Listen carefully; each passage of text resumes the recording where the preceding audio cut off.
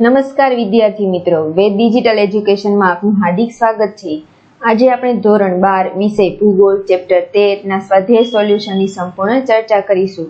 તો જો તમે ચેનલમાં નવા હોય તો ચેનલને સબસ્ક્રાઇબ કરી દો, જેથી તમામ વિષયની માહિતી તમને મળતી રહે। તો ચાલો શરૂ કરીએ। ચેપ્ટર 13 માહિતી વિશ્લેષણ અને નકશા નિર્માણમાં કમ્પ્યુટરનો ઉપયોગ। પ્રશ્ન 1, નીચેના પ્રશ્નોના સવિસ્તર ઉત્તર આપો। જેમાં પહેલું છે, કમ્પ્યુટરને કારણે નકશા નિર્માણમાં થતા ફાયદા જણાવો।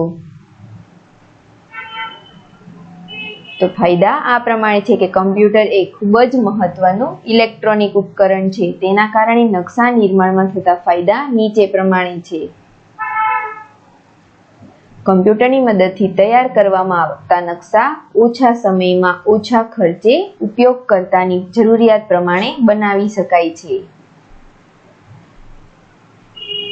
આ ઉપરાંત આ રીતે બનતા નકશામાં જરૂરી ફેરફારો ઝડપથી થઈ શકે છે। સોફ્ટવેરમાં માહિતીના આંકડા સંગ્રહિત રહેતા હોવાથી તેમાં આવશ્યકતા પ્રમાણે ફેરફાર સરળ રીતે થઈ શકે છે। નકશાનું પુનઃનિર્માણ ઝડપથી શક્ય બને છે। આ રીતે બનતા નકશા વધુ વિશ્વસનીય હોય છે। આગળ વધતા પહેલા અમારી એપ્લિકેશન છે વેદ ડિજિટલ એજ્યુકેશન, જેને ગૂગલ પ્લે સ્ટોર પરથી ઇન્સ્ટોલ કરો। ઇન્સ્ટોલ કર્યા બાદ ઓપન બટન પર ક્લિક કરો। ત્યારબાદ તમને આ પ્રકારનું પેજ જોવા મળશે, જે અહીં તમારો મોબાઈલ નંબર એન્ટર કરો। ત્યારબાદ સેન્ડ ઓટીપી પર ક્લિક કરવાથી 4 અંકનો ઓટીપી આવશે, તેને એન્ટર કરો એટલે લોગિન થઈ જશો।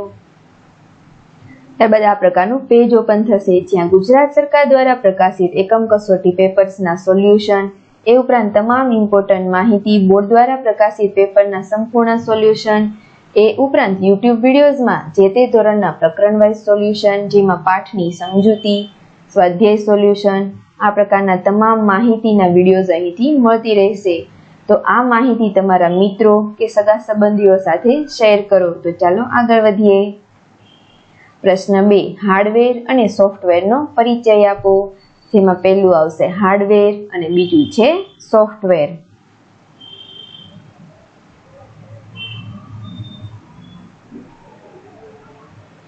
આ ઉપરાંત ડિજિટાઇઝર આ સાધનનો ઉપયોગ કમ્પ્યુટરમાં નકશા તૈયાર કરવા માટે જરૂરી નિશ્ચિત સ્થાન તથા ક્ષેત્રની માહિતીને અક્ષાંશ રેખાંશના સંદર્ભમાં યામ તરીકે ઉમેરવા માટે કરવામાં આવે છે। ઉપગ્રહ દ્વારા પ્રાપ્ત થતી તસવીરો ઉપર વિવિધ પ્રકારની પ્રક્રિયા કરી ભૌગોલિક માહિતી મેળવવા માટે એરદાસ ઇમેજ તથા એનવી વગેરે સોફ્ટવેરનો ઉપયોગ થાય છે। નકશા તથા આલેખોની રચના માટે આ પ્રકારના સોફ્ટવેરનો ઉપયોગ થાય છે। પ્રશ્ન 2, નીચેના પ્રશ્નોના મુદ્દાસર ઉત્તર આપો। જેમાં પહેલો પ્રશ્ન છે, ગ્લોબલ પોઝિશનિંગ સિસ્ટમ વિશે ટૂંકમાં સમજાવો। જેનો ઉત્તર આ પ્રમાણે છે, તો તમે વિડીયોને પોઝ કરીને વાંચી શકો છો।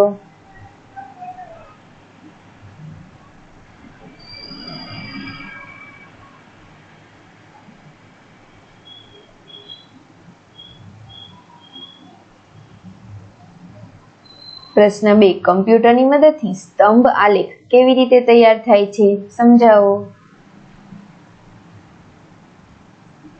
કમ્પ્યુટરની મદદથી સ્તંભ આલેખના સોપાન આ પ્રમાણેના છે।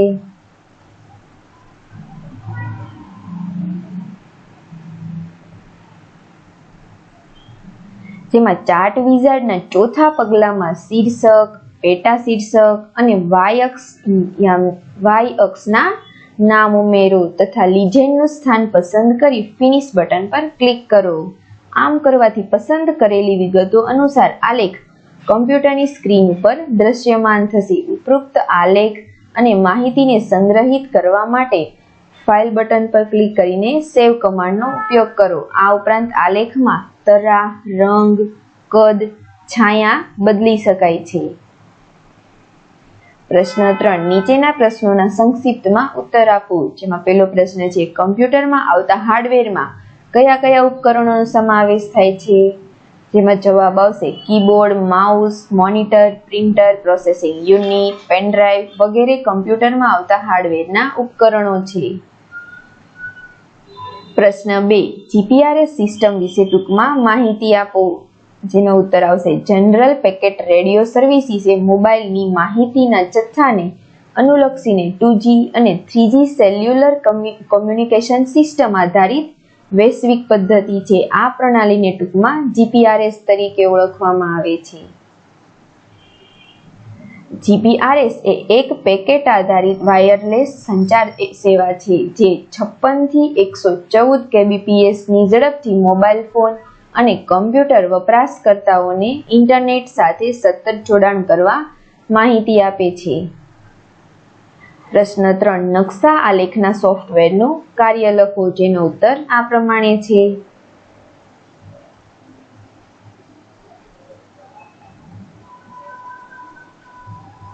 પ્રશ્ન 4. GIS નો ટૂંકમાં પરિચય આપો. તો GIS નું નામ ફૂલ ફોર્મ છે જિયોગ્રાફિક ઇન્ફોર્મેશન સિસ્ટમ.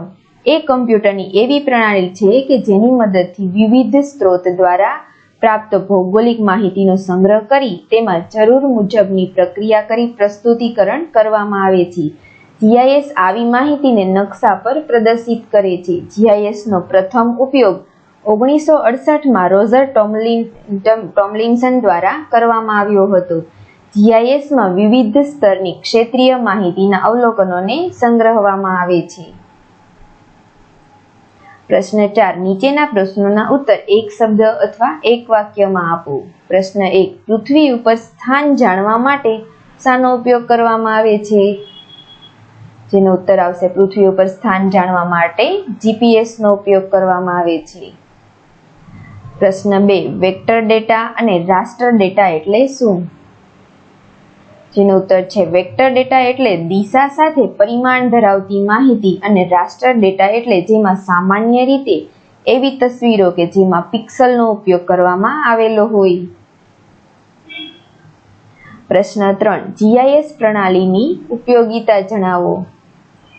જેનો ઉત્તર છે GIS પ્રણાલી બાંધકામ, જાહેર આરોગ્ય, ગુનાખોરી, રાષ્ટ્રીય સુરક્ષા, ટકાઉ વિકાસ, કુદરતી સંસાધનો, ભૂદ્રશ્ય પરિવહન, જાહેર સુવિધાઓના સ્થાનાયીકરણ માટે ઉપયોગી છે. પ્રશ્ન 5. નીચેના પ્રશ્નો માટે આપેલા વિકલ્પોમાંથી સાચો વિકલ્પ પસંદ કરીને ઉત્તર લખો. પહેલો પ્રશ્ન છે GPS પ્રણાલી વિકસાવનાર દેશ કયો છે? જેનો ઉત્તર આવશે B. USA. પ્રશ્ન 2. GPS પ્રણાલીમાં પૃથ્વી ફરતે કુલ કાર્યશીલ ઉપગ્રહોની સંખ્યા કેટલી છે? જેમાં ઉત્તર આવશે D. 24. પ્રશ્ન 3. આંકડાકીય માહિતીનું ઉત્તમ નકશાંકન કરવાની પ્રણાલી કઈ છે? જેમાં ઉત્તર આવશે A. GIS. Thank you.